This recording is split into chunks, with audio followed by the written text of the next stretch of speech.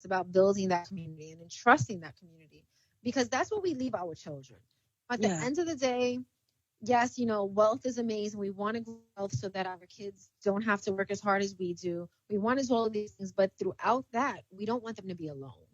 And the only way to keep being alone, family is amazing, but family doesn't always cut it, right? Like, because family, it depends on how you define family. Because if you define family just by who you're related to, you're not always going to connect to those people.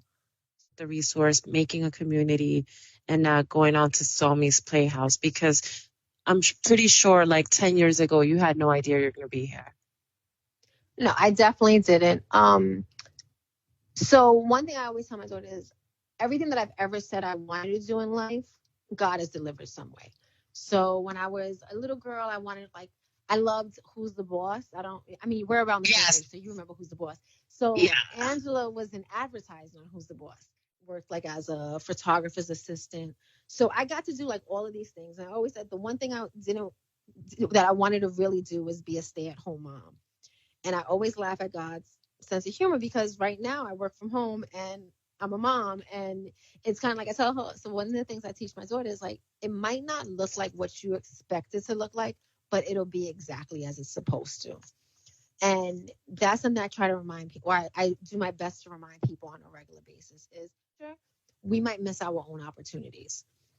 So that's one of the things I'm really trying to teach her, is that you're going to be exactly where you're supposed to be. So sometimes, like, those frustrations when you miss the train or you're late to something. And I had that moment to remind her, it wasn't our train. Or, that wasn't meant for us. What's ours is going to be ours. And that for me is something that I hold on to, because that way then you don't worry about jealousy. You don't worry about competition. You don't worry about any real. They learn that you have to take chances, because that's how you get to the next step. Is you can't get to the next place if you're scared to jump. And I think going back to like, what advice would I give myself? It would be that don't be afraid to jump. Trust yourself. I didn't have that faith in myself. There's so many things I look at, and I wouldn't change one moment of my life, because I don't know if it would change where I'm at now. And I love who I am. I love where I'm at. I love, we are in this session or this era of the Bronx is blooming, but we also get dirt thrown on us.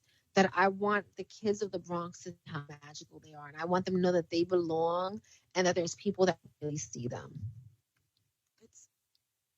I'm loving this entire conversation, by the way. So if you hear me in silence, it's because you have no idea how much I think about things of this nature, because my